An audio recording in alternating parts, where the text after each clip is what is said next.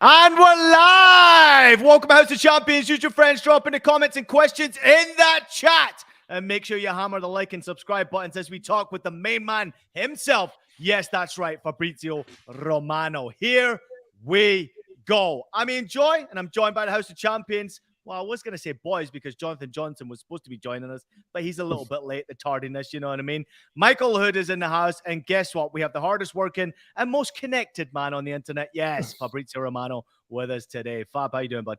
Ciao guys, all great, all great. Thank you. Really happy to be here. We have international break, but this is when things happen, usually in the transfer market. So the first contact start, and so I'm sure we are going to prepare the summer transfer window now. Hey, before we get into the transfer window, the action in Serie A yesterday, Fabrizio, was excellent. I mean, you had the Rome derby, was a good game to watch, a bit controversial. Then you have, obviously, Juve and Inter going at it, which was a surprising result to me. Overall, your thoughts on the action in Serie A starting to really heat up now? Napoli, once again, doing the business. Yes, disappointing for Inter and Milan. Honestly, I think they were really tired after all the games. Also in the Champions League, probably they don't have the squad to be competitive on both sides. And this is why I think they are struggling. Very good for Juventus. The young players are very good, especially Fagioli. I think he's going to be the future of Italian football. Great game at San Siro. And as you mentioned, we have Napoli basically training. They play 30 minutes and then they train on the pitch. This is what's going on in Serie A this season. It's impressive, honestly, because we never saw something like that. Only sometimes with Juventus a few years ago. But at this level, this quality, this energy is unbelievable. Second half was a training with open doors. So congrats to Napoli, but Kvaratskhelia and Osimhen are from another planet. Yeah, you know what? I'm a wagering man. I like to put a bet on a game, and now it's basically easy money when you put Osimhen in there to score a goal. We can't wait to get into a discussion about what's happening around the footballing world. But before we do, golf clap for Jonathan Johnson, who's just arrived here. Yes. He's on French time. He's on French time. There he is. Parisian time, JJ. How's it going, guys? Great to have you with us, JJ. Let's get into it. Antonio Conte. Let's discuss it, Fabrizio. I mean, that press conference was something completely different, right? I mean, the comments that he had in his press conference post-game was something unique and special. I'm going to say a few of them for you here. He quoted here saying, they're used to it here. Don't play for something important. They don't want to play under pressure. They don't want to play under stress. Tottenham's story is this. 20 years there is this owner, and they've never won something. Why? They keep on going on and on and on. But Fabrizio, this was a unique reaction from Antonio Conte. What's the reaction been from the media world? What's the reaction been from Spurs? Yes, this is a very strong press conference. Honestly, I was expecting something like that. Maybe not in that terms, but I was expecting something like that from Antonio because he was really disappointed with the squad. And it's long time also before the World Cup, after the World Cup. So he had this kind of feeling that with these players, he was not going to win anything. And this is going to be probably the first time in his career because he won everywhere, as he mentioned in the press conference. So he won with Chelsea, Inter, Juventus, everywhere. He did an excellent job with the Italian national team too. And then arriving to Tottenham, the situation was very difficult with the players. So first point to clarify is that Antonio was going against the players, not against Daniel Levy or Fabio Paratici or the board. He has a good relationship with the club, with the board, with the owner. But the point is the players. He's really disappointed with the attitude, the approach of the players. And this is why Antonio was furious. What I can say is that from what I understand, also some of the players agree with Antonio. So also internally, some players feel that there are some players not that, I could say, hungry for more. They don't feel this kind of desire, as Antonio mentioned in the press conference. And so this is why it's not an easy situation in the dressing room. We have to see now what happens, because I see many questions, obviously, on the future of Antonio Conte. And what we can mention is that no decision has been made yet. Daniel Levy is on it. He has to decide, because people into the board are still protecting Antonio Conte. They feel he's probably right in some of his points. But at the same point, we have to mention that we know, and we already said, that Antonio Conte will leave Tottenham at the end of the season. So the idea is very clear. They will part ways. The contract is going to be over at the end of the season. So they have to decide. He has to decide, Daniel Levy, if he wants to part ways with Antonio Conte now, and so to try to restart the project immediately, or to wait until the end of the season and then restart the Tottenham project with a different coach. So now it's on the owner, it's on Daniel Levy, but for sure the situation is really complicated into the dressing room, because Antonio Conte idea of football is always based on the desire, on fire, and he doesn't see that in the Tottenham players. Yeah. With tensions mounting at Tottenham Hotspur's football club, should Daniel Levy pull the trigger, who are some possible replacements for Conte? Yes, we have many names. Of course, one of the big names on the managers market now is Luis Enrique, because Luis Enrique wants to be back as soon as possible. Not just for Tottenham, but in general, he would love to be back as soon as possible. He doesn't want to have a long break after the World Cup. Mauricio Pochettino is another name for sure. We know the feeling between Pochettino and Tottenham fans has always been fantastic. They love him. They want him back. They are always chanting his name at the stadium. And so it's normal that they want to see Pochettino back. But at the moment, from what I understand, there is still no direct contact from Tottenham to call Pochettino, so we have to see how they want to proceed. And then we have to see what happens at the end of the season, because if Conte will stay and the change will be at the end of the season, we have to see if they will go for some different candidate. For example, we have rumors of Marco Silva, who's doing an excellent job at Fulham. He's really appreciated by many clubs. But as of now, Daniel Levy has not called any other coach. I will keep an eye also on the final name, and it's Thomas Tuchel, because Tuchel wants to return too. Tuchel can't wait to be back as soon as possible in football. And so at the moment, there are no contacts, but the relationship between his agent and Tottenham is excellent. And so we have to see. I think these are the names, but it's on Daniel Levy now. Fab, if I take you back to sort of when Tottenham were first looking, for a new manager and a new direction, they were very, very close to signing Paulo Fonseca before that deal fell through. Now, Fonseca is at Lille, doing a very decent job, I might add, with quite limited sort of finances and resources. Is there a possibility, do you think, that Spurs maybe revisit that interest as well? Because, he is somebody who they were very convinced about before changing their minds at the last minute. Do you think that this is perhaps something that could be, revisited as well?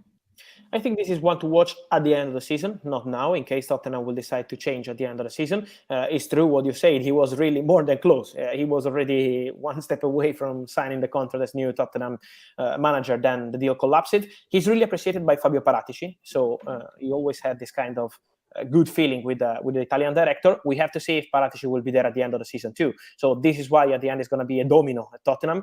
But at the moment, what I can say is that he's not a name for now, but could be one of the options for the end of the season. As always, it's Daniel Levy who has to decide if he wants to change everything now, or maybe go for different solution now, and then at the end of the season go for a permanent coach for the future. I seem to remember Italian coaches going a little crazy in press conference. Fabrizio, I don't know if you remember this. JJ, you'll definitely remember this one. Trapattoni did it at Bayern Munich. Do you remember that one? The most famous one. Speaking in German, Italian, English. He was going absolutely nuts. It was one of the most iconic press conferences I ever saw. And I was actually pretty impressed with what Conte said at the weekend. That's just me. Not everybody agrees with me. I was impressed with what he said. Great question coming in the comments right now from Steve Biambi. He's asking, any chance of Harry Kane leaving? If so, where do you think he'll go? I mean, this is an interesting situation for Harry Kane right now, because obviously Tottenham would love to keep him. And I imagine he'd probably want to stay now, Fabrizio. But is there any option there for Harry Kane, and potentially could you see him leaving? Harry Kane always wanted to stay, but he wants to win. And so now for Harry Kane, we can speak about contract talks, because it's the reality. Tottenham will offer him a new deal. Tottenham will try to keep the player. Daniel Levy has always been fighting to keep Harry Kane at the club. So this has always been the point, and this is still the point. Tottenham will fight to keep the player. But there is one crucial point. Harry Kane wants to understand about Tottenham project now again, because the project was with Antonio Conte. Now we know that next season is going to be different. So to convince Harry Kane, you need to show him the project, who is going to be the coach, what is the idea for the next season, how long it takes to win a trophy. So all these points are crucial to Harry Kane to decide on his future and on new contract with Tottenham. What we can mention is that there is always a lot of interest, because it's true that Manchester United appreciate the player, but at the moment they don't know what will be the decision on player side, on Tottenham side. So it will take time. It's not something for March or April, but for sure, Man United interest is there. Bayern interest, they appreciate the player, but I don't see them spending 120 or 130 million euros on one single player. Chance. We know how they work on the market. And so there are many points to consider, but at the moment for Tottenham, the priority is to keep the player, but for Harry Kane, the priority is to understand what's next, who's going to be the coach, what we're going to do in the next years. So this is really crucial for Harry Kane's situation. Fab, after Antonio's rant went viral, the next biggest thing at the weekend was El Clasico, at least for me. Going into that match and sticking with the result and sticking with Real Madrid, can you tell us, what does the future now hold for Carlo Ancelotti? Because that was a disappointing result for Real Madrid, no? Disappointing? Yes, I agree. I think La Liga is almost over now. So we know that at Real Madrid, there is always kind of rule. You have to win something. Otherwise, the manager is going to be in trouble at the end of the season. Ancelotti is a legend of the club, of course. No one is going to change his reputation. He made the history of Real Madrid, Chelsea, Milan, and many other clubs around the world. But at the same time, he knows that at the end of the season, he needs to win something. Yesterday, he mentioned after the game, I feel we're going to win a trophy. Let's see if it's going to be Champions League, Copa del Rey, but for sure for Real Madrid, it's crucial to win something. So at the moment, they still consider Carlo Ancelotti the coach. They want him to feel comfortable also because in the Champions League, they still feel they have a chance. They maybe can do it again. And so this is why at Real Madrid, they're still backing Carlo Ancelotti. But I think at the end of the season, it's crucial to have a trophy in their hands. Otherwise, the situation could change. Fab, what are your spidey senses telling you regarding potentially a managerial change at Real? Because we've seen them go back to former managers who have done well in the past. We know that Zinedine Zidane is on the market now that the French job is not available. Do you think that there's a possibility that Zidane goes back for a third spell at Santiago Bernabeu? I think it's not going to be easy, honestly. I like the idea because it would be incredible to see Zidane there for the third time, fourth time, including his time as a player. So it would be crazy, but at the same time, I'm not aware of any contact at this stage between Zinedine Zidane and Real Madrid. I think we can mention some of the names. Could be one is Mauricio Pochettino. Let's see what happens with Tottenham, but Pochettino could be one of the names. Raúl, who's doing an excellent job with the Castilla team, the second team of Real Madrid, and is really appreciated internally. So this is a name for sure. And then I think we have always to consider the situation of Thomas Tuchel, because I mentioned him for Tottenham, but he's a big name available on the market, a coach appreciated by many clubs. And so his name will be around this summer, I'm sure. All right, we're going to take a quick break. When we come back, we'll discuss a little bit of Barcelona and Lionel Messi. I see a lot of comments in the questions right there. Stick around. Absolutely magisterial here. Artilharia do Campeonato Brasileiro. Colpisce ancora. Golazo. Welcome back. You're watching House of Champions. You enjoy Michael Hood, Jonathan Johnson, and of course Fabrizio Romano. Fab, let's get into it. A lot of questions about Lionel Messi and his future, but real quickly, just touch upon Barcelona after that El Clasico game there. Obviously having some issues with Xavi, the registration. I mean, the issues keep on mounting for Barcelona right now. So before we get into Messi's future, and there are some questions out there about Messi going back to Barcelona, what about Barcelona's situation with Xavi? That's really interesting to me. I think this is always the same point for Messi, for Gavi, and for many other players. Financial fair play. This is it. So we know that La Liga are making things difficult for Barcelona because of the financial situation. So this is why for Barca it's not always easy to approve transfers. For example, to give you some things happen behind the scenes. One of the names they had in January was Joao Cancelo, was a possibility, but they were not allowed to proceed with any signing in January. And this is why the Joao Cancelo loan deal was not possible for Barcelona. And Bayern were super fast and it was perfect for them. So it shows why for Barcelona it's not always easy to proceed with all the fair play, financial fair play topics. This is why for them it's really complicated. For Gavi, they're really relaxed. They're convinced that there will be no issue at the end. The contract will be registered. The player has already agreed, already signed the new deal. So it's just about registering the contract. But of course, for all the other topics, it's crucial for Barcelona to understand how much they can spend in the summer. Because as always, they are tracking free agent players. Inigo Martinez, Gundogan, two of the big names they are considering internally, but they still don't know how much they're allowed to spend in the summer. Tons and tons of questions coming in there, Michael. Jump ahead right now because Leo is adamant to get Lionel Messi back to Barcelona in the comments right there. 5 comments coming in from Leo asking about Messi going back to Barcelona. Go ahead, Mike. Yeah, well, if Lionel Messi is going to come in, or Gundogan, or any of these players have to go out. Could we see any truth to the rumors of Frenkie de Jong or Ansu Fati leaving the Camp Nou?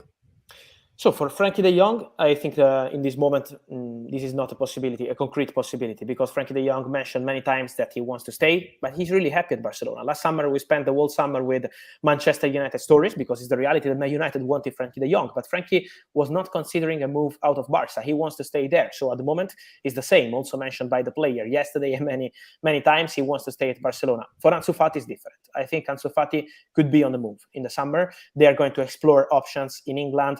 From Bayern, we had some rumors, but at the moment, I'm told this is not something concrete. But from Premier League, his agent Jorge Mendes is considering some possibilities, some options. At the moment, it's still early, of course, but there could be some chance for Ansu Fati to leave Barcelona in case they will receive an important proposal. So I will keep an eye on Ansu Fati more than Frenkie de Jong. But we know that financial fair play, you never know. You can always have surprises. And so let's keep the situation open, but more Ansu Fati than Frenkie de Jong at this stage. Fab, it's time to give the people what they want. We need to talk about the Lionel Messi situation. Now, What I will add, sort of from a personal point of view, is obviously we know when PSG go out to the Champions League, things in and around the club always change. The atmosphere, you can never really call it positive after, one of those premature exits. We've seen it many times before. And it certainly sounds like the echoes coming out of Parc des Princes right now are not necessarily as positive as they were a few months ago regarding Lionel Messi's future beyond this summer when his contract expires. Have you got any potential news to share with us on his future? Because it seems to me where I am right now that there's a couple of options potentially open for Messi. That Barcelona option, which people at the club, regardless of the financial possibilities of a move, will always try and keep open because of the legend that Messi is with Barca. The fact that, PSG is generally considered to be one of his final options to stay in Europe, along with that potential return to Barca. Then you've got the Inter Miami option, and then potentially a move similar to Cristiano Ronaldo, which could be to a Saudi Arabia or a similar league, to that. Would you say that that's an accurate reflection of the situation around Messi at this time? I would say yes. I would also add the point that from what I understand, Leo Messi wants to continue in Europe at the moment. So his priority will be to stay at Europe at least for one more season. So for sure, all the options you mentioned are correct. The Barcelona dream is there. It's very clear. All the players are mentioning that, but also internally Barcelona, they dream with Leo Messi's return. This is very normal. Also because he's still not signing that new deal with Paris Saint-Germain. What happened is that at the end of the World Cup, there was a verbal pact between Leo Messi and Paris Saint-Germain. So it was like, okay, let's continue together. We will meet in January, in February, and we will discuss the contract, the details, length of the contract, salary, and then we will enter into the final details. But let's continue together. Then what happened is that, as you mentioned, when you go out of the Champions League, especially round of 16, so it's a really disappointing season for Paris Saint-Germain, same in the domestic cup. So this is something that is not at PSG level. The whole project is changing because we are not sure at all that Christophe Galtier is going to be the coach next season at PSG. What happens with the players? I think in the summer, many players could leave PSG. So there will be a big refresh of the squad again and again. And so what happens is that at the moment, from what I understand, Leo Messi already has a proposal into his hands from Paris Saint-Germain, and at the moment is the only official bid.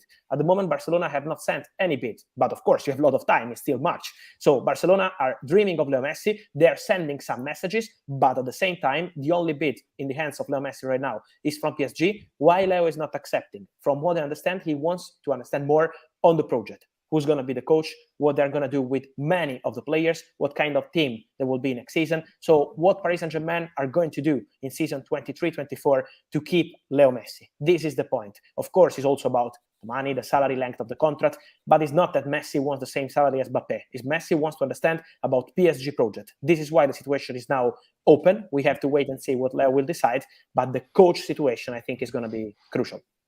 One club who is dreaming of Lionel Messi, MLS's own Inter Miami, Fab. MLS fans, Americans, whether you love it, hate it, can't stand it, Leo Messi and that relationship is something that's become a talking point since the World Cup. Where do things stand between Messi and Inter Miami? And when might we see Lionel Messi possibly venture to the United States? I think it could take a bit more time, no? Maybe it could take 1 year, 2 years. It always depends on Messi, how he will perform, how he will feel. For sure, Inter Miami interest is there. They want Leo Messi. They feel that one day they will really have this chance to have Leo Messi in MLS, in Miami. But at the moment, from what I understand, the priority for the player is to continue in Europe. So let's see how the conversation with PSG will go. Let's see how Barca will move in the next months. Also, financial fair play, as we mentioned, but how they can do it, if they will try really to make a proposal for Leo Messi. And then this is why I think for Inter Miami, this is the biggest dream, but it's something that is complicated now. It's something that could happen in the future. They feel that, they know that, they will be there. They want Messi. Messi is 100% aware of the situation, but it could take time. Yeah, I'm really intrigued to see that situation play out. Let's get to some of the questions before we let you go, Fabrizio. We're about 60 seconds left. Kishwan jumping in and saying, Fabrizio, do you believe that Mason Mount deserves a big contract? Great question right there. A lot of stories about Mason Mount. What's the latest? I'm not sure about big contract salary and this kind of stuff, because always it's up to the player, it's up to the club about the salary. But I really hope they will find a solution, because I think Mason Mount is a Chelsea player, is a Chelsea face coming from the academy, and they need this kind of players to build a top project as they're doing. So I really hope they will find a way to keep Mason Mount, because he's a fantastic player. I really like him. And I think they need this kind of players coming from the academy, showing people what is the Chelsea feeling also into the dressing room. At the same time, the reality is different now. There is no agreement, big gap, new agent helping the dad of Mason Mount, Tony Mount, to take care of the negotiations. And there is a feeling that if solution will not be found before the summer, Mason Mount will be on the market, and Liverpool want him. Liverpool are really interested in signing Mason Mount. And so let's see what happens, but Chelsea have to be fast if they want to keep Mason Mount. Fab, a lot of what you're saying about Chelsea and Mason Mount reminds me a lot of the early days of QSI with PSG. Do you think there's a possibility that something similar to what happened with PSG's academy, where so many of these great young talents go to other clubs and explode? Do you think that could potentially happen to some of Chelsea's best young players? I mean, you look at someone like Colwell, for example, doing really well with Brighton. Obviously, Chelsea want to keep him. Yet when you look at the talent in the squad, there's no obvious place for him in that starting 11, maybe not even on the bench.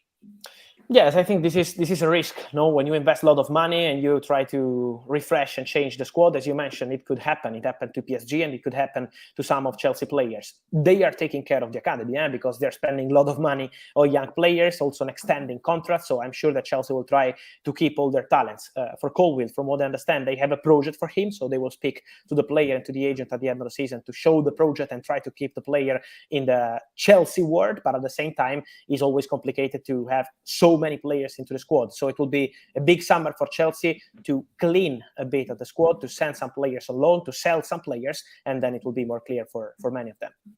Golf clap, everybody, for Fabrizio Romano. Every single week you bring it. JJ, great question. Michael Lahoud as well. Awesome stuff. Thanks to everybody out there for jumping in the comments. Go follow Fabrizio wherever you can on his social media platforms. Also available on YouTube if you're looking for some content. Fab always dropping the best content and the latest transfer news. Fabrizio, we appreciate you, man. Enjoy this international break if you have one. Thank you. Thanks a lot and see you soon, guys. All right, we're going to take a quick break. More to come from the boys when we return. House of Champions. We'll be right back. Welcome to the UEFA Europa League on Paramount Plus. What a night! Your home for more ultra-competitive, world-class soccer. Where Europe's elite and soccer's Cinderellas pump out that one-of-a-kind white-knuckle excitement that grows with every cut, every cross, and each and every... The UEFA Europa League, streamed every match live exclusively on Paramount Plus. Well, just a reminder, the NWSL is back, and Paramount Plus is your home for another thrilling season of elite women's soccer. This league is packed with a world-class talent, of course, featuring the biggest stars from around the globe, including the U.S. women's national team as they compete for the glory of an NWSL club title. Iconic legends like Alex Morgan and Megan Rapinoe are still on top of their game, while show-stopping breakout stars Mallory Swanson and Rose Lavelle and defending MVP Sophia Smith usher in the next great generation. Catch them all in action as the NWSL season kicks off on March 25th, streaming live on Paramount Plus. Sign up at ParamountPlus.com/live sports and use promo code NWSL 2023 for our free 1-month trial today. Also happening on March 25th, the Joy Boys making a return on the pitch in Hamburg, Germany. Come on, you boys. I'm ready for it. Someone's getting it, right? I've been training for a month just so I can 2-foot someone within the first 5 minutes and pick up that red card. Don't 2-foot yourself, mate. Don't 2-foot yourself because it happens. I was going to say that Ian's probably the one who's most at risk of hurting himself. I just pulled a hamstring trying to catch the bugger, but at the same time, it shall be fun. All right, let's get into the discussion, JJ, because I want to hear from you first about Antonio Conte. Then Mike, really let's dig deep into it because I thought his comments were really strange. I did find it entertaining and interesting. But what do you think overall? I mean, I am seeing fans out there who are completely pissed off with this, and I'm seeing fans out there clapping and applauding the fact that someone is standing up and saying what a lot of us already think about Tottenham Hotspur. So what's your thoughts, JJ? I mean, I would agree with the latter. I mean, was there a lot of, truth in what Conte said? Yeah, absolutely. I think there's also, he's reached a point where, I mean, I'm not going to say that he necessarily feels fatalistic, about his future at the club. Perhaps he's resigned to the fact that whatever happens, whether it's down to his recent ill health, whether it's down to, what's going on with the club, that he won't be in charge of the team next season. So I think it's perhaps the frustration speaking of a coach who hasn't been able to, succeed when he is used to, succeeding in the face of adversity. I mean, you look at what he managed to achieve with Inter Milan, and I think he really fancied that he'd be the guy who was able to turn Spurs around, or Spurs' fortunes around, in the sort of post-Pochettino era. Yet that hasn't turned out to be the case. And unfortunately for Conte as well, there's been quite a lot of bitter pills to swallow during his time with Spurs, both on and off the pitch. I don't think that we can overlook that, but it certainly feels like there's going to be a lot of change needed at Spurs, because there's no way to continue like this. Regardless, before that, Pochettino presser, I didn't think he'd be staying. That Conte presser, I didn't think he'd be staying on beyond the end of this season anyway. Sure, this could maybe expedite his exit now, but equally, I think Spurs' problems are much deeper than just Conte coming out and just going absolutely wild in that press conference. I think it's they have some major issues to resolve now moving forward. You can understand why guys like Harry Kane are wondering if they're ever going to win any major silverware at the club, because there just doesn't really seem to be the right setup, in order to put them into a position to even be competitive, let alone actually winning some silverware. Mm-hmm. I agree with what both of you are saying, especially in terms of the honesty of it, the reaction of it, but the timing of it is what's cataclysmic for Tottenham Hotspurs. It comes off the week of losing in the Champions League, getting knocked out by AC Milan of all teams, a team that Conte will be very familiar with. And then just the stinker of all stinkers, going up 2 goals and then falling flat to get the draw at Southampton. Things are regressing under Conte and this year's Spurs team. Yes, you can be honest. Yes, you can say to the media, but you're also sharpening the blade of the guillotine that was probably coming, but might come even sooner. I think this is a potential sackable offense. It may not happen in the international window, but if results keep churning this direction, I could see Levy sacking him before his tenure is fully done. Yeah, but then what is the risk, though? I mean, this is a really interesting discussion to have, because then you go down this merry-go-round of what they've done for the last 30 years. The lack of trophies, the lack of desire, the lack of commitment, the lack of passion. This is where I stand with Tottenham Hotspur. They've got one of the best strikers that's ever played in the English game, about to be England's all-time leading goal scorer, I would imagine, this week.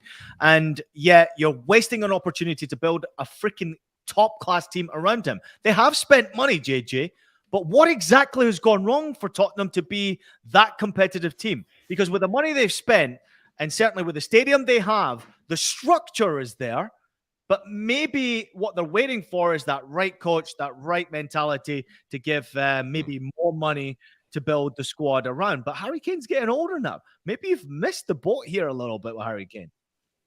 Yeah, absolutely. I mean, also as well, all this talk about, Spurs potentially going back to Pochettino, maybe going back and revisiting their interest in Fonseca. Why are they always looking backwards at what they had done before or might have been able to do? Why don't they look forward and actually put something into place moving forward? And if it means cashing in on somebody like Harry Kane because he absolutely cannot afford to sit around any longer waiting for them to be competitive, then so be it. Because I think one of Spurs' biggest problems was that Pochettino unexpectedly took them so much closer to success than they ever would have thought possible.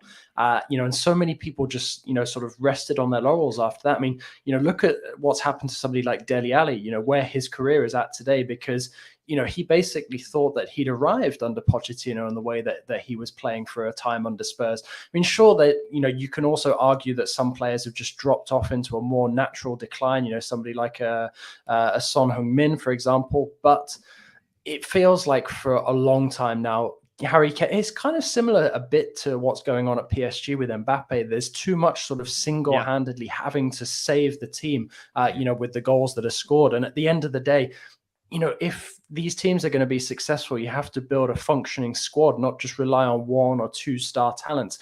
And I think what Spurs, have to do now is work out a way to, maximize what they have, because like you pointed out, Ian, it's an attractive package, or it can be an attractive package with the right manager in charge. There's not many better venues to play in. I mean, okay, we can sort of debate the atmosphere in some of these new venues, but by all accounts from people who've gone there, they've said it's absolutely fantastic. Having that kind of positivity in and around the club is is important, and it is something that can be a selling point in the future. What I would say is maybe sort of going on in the back of people's minds, behind the scenes, was we heard those rumors a couple of months ago about Levy potentially entertaining bids for a minority stake in the club. Potentially, there is the opportunity there for somebody to come in, put a bit of money into the club and maybe, spark this turnaround in fortunes. But I think there's a lesson to be learned from a number of clubs who have enjoyed success over the last couple of years and then get a bit complacent, especially with what they're doing in terms of their transfer policies. Look at Liverpool. They take their eye off the ball for just one summer or, sort of 12 to 18 months. And suddenly, they have these massive gaping holes in the team that need to be filled. And it's going to take a major overhaul for that to be remedied. Spurs are looking at, obviously on a lower scale because they haven't played for the same titles that Liverpool have over the last couple of years. But still, it's a similar kind of, challenge. And I think it really now requires a long-term commitment to a manager, probably a sporting director or a director of football as well, with a vision of where they want to take, Spurs in the next sort of 5 years or so. I'm glad you brought up the ownership real quickly, and I've got a question for you, Mike, in just a second. But just to touch upon the fact about this minority ownership or actually bringing in some money to the football club. Obviously, it is a very attractive package, as you mentioned, with the stadium, with the location where Tottenham Hotspur play. A lot of investors wouldn't mind being in that area. A lot of people who want to be involved in football wouldn't mind being in that area. And I think if you consider how quickly the turnaround has been at Newcastle, with the ownership coming in and basically putting in a bit of money, not going crazy, but the right man in charge, the right team behind the scenes, picking the right players, you can actually put a successful product out there on the pitch that can compete. And I think Tottenham are not too far away. They're not too far away from actually being able to compete, but it is going to take the right personnel behind the scenes to actually get it right. So I'm intrigued to follow that. But Mike, just real quickly on the point of Harry Kane, are we getting to this generation? You obviously were a former professional yourself, and we're getting to this generation now where there is branding with these players. And previously, 20 years ago, 30 years ago, there wasn't as much money. There was money, but there wasn't as much money. So people had to be successful. They had to compete for trophies to basically make more money. Now it's not the case.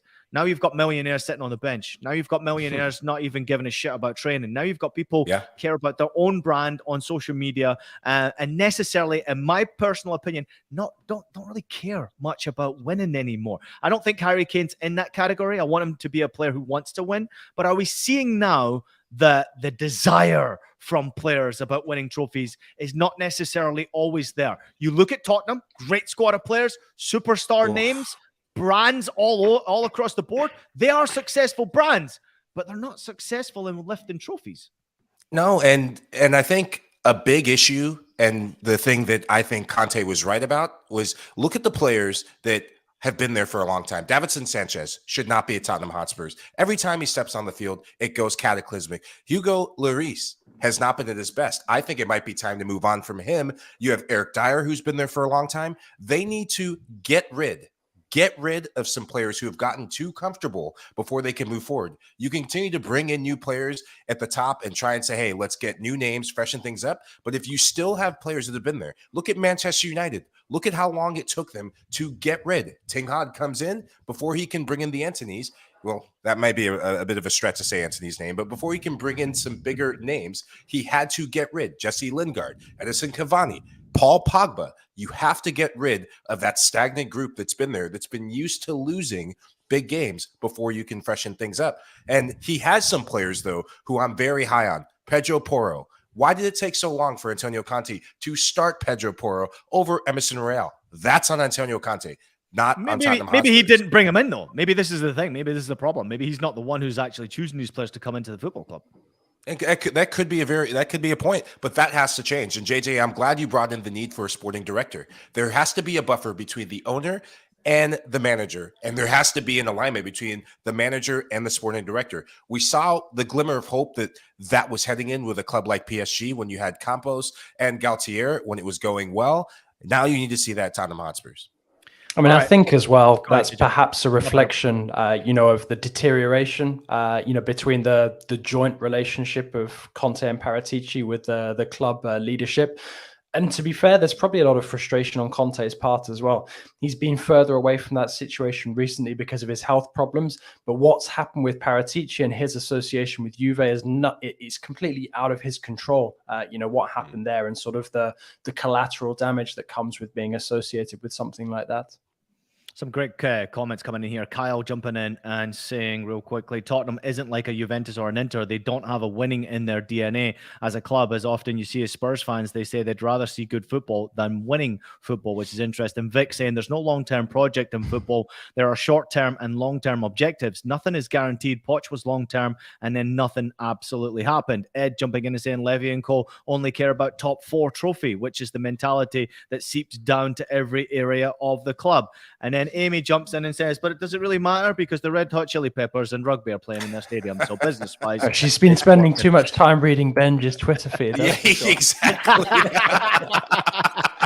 He can't wait for an international break in, by the way. To be honest, though, I quite enjoy all of these comments about Juve having winning in their DNA. There's quite a lot in Juve's DNA based over the last couple of decades. Yeah. Speaking of scandal, JJ, I brought you. I'm glad you brought up a club that has been involved in scandal of recent years. Mike, I'm coming to you first on this one here. Obviously, we watched El Clasico yesterday. It was a great game. I really enjoyed it. But obviously, we know what's happening around football right now with Barcelona. Certainly under a bit of problem with this recent scandal. Enrique Negreira, the former vice president of Spanish football's referees committee, Spanish tax authorities discovering that over 7.3 million euros, it's about $7.8 million, was paid by Barcelona to Negreira's company Dasnil between 2001 2018. Now, listen, I don't want to put words in your mouth, Mike. I want you to take this wherever you want to go. But corruption comes into play here when it comes to officiating, getting payments. What's happening here, man? Man, Barcelona can't help themselves, man. I was talking with our producer, Des Norris, before we came on with the show. This was the first time I like FC Barcelona prior to this season with all the craziness, the levers, the financial fair play. It's so hard to root for them when these things happen. Corruption is the perfect word. I found myself rooting for Madrid, and this is coming off a year where Madrid and Florentino Perez tried to start the Super League, and I still found myself rooting for Real Madrid. At what end is Barcelona going to go to try and win a La Liga title, to try and win trophies? Because it's at all costs, apparently, even if it's paying referees.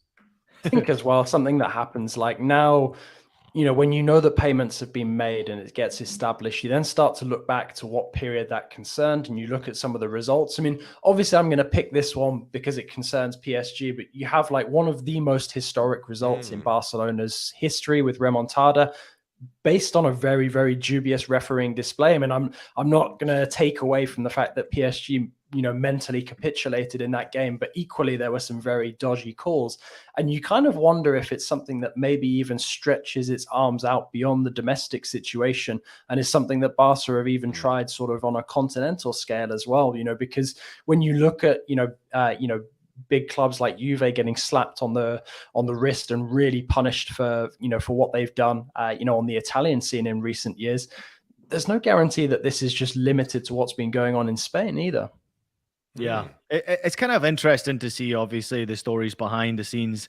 I was actually, when I was in Germany, Robert Heutzer, do you remember that story, JJ, with Heutzer, who was the referee? He got sent to jail for 2 years for taking a ton of money from mafia-related incidents. And I was at a game one time when he gave 2 penalty kicks after the 90th minute in the game. And it was honestly, it was the most bizarre. You left the stadium, you're just like, what the F just happened there? Like I didn't see a photo. There was no. It was just like, this is the most. Sounds like the Spurs fans after that Saints equalizer.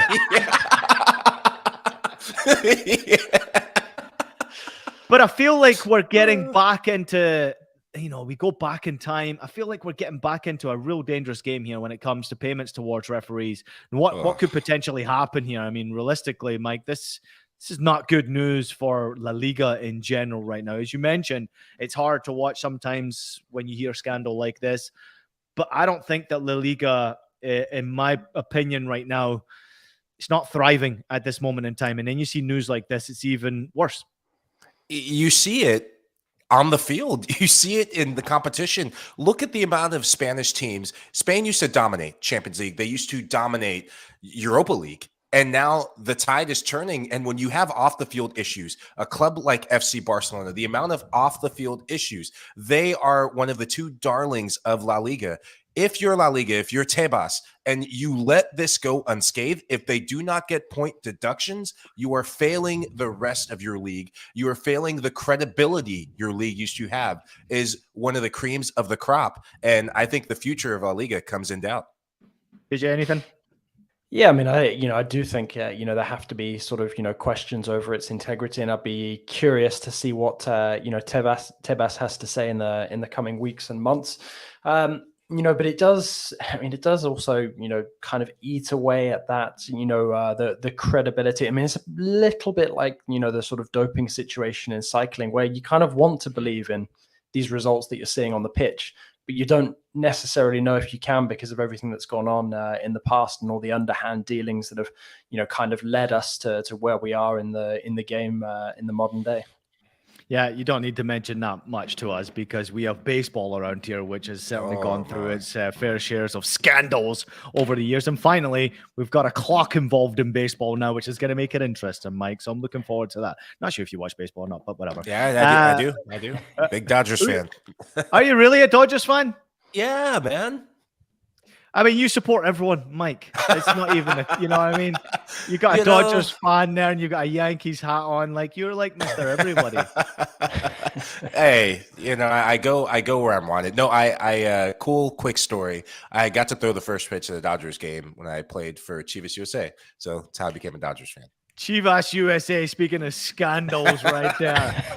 JJ, international break is upon us. France, I believe they've got the Netherlands coming up, right?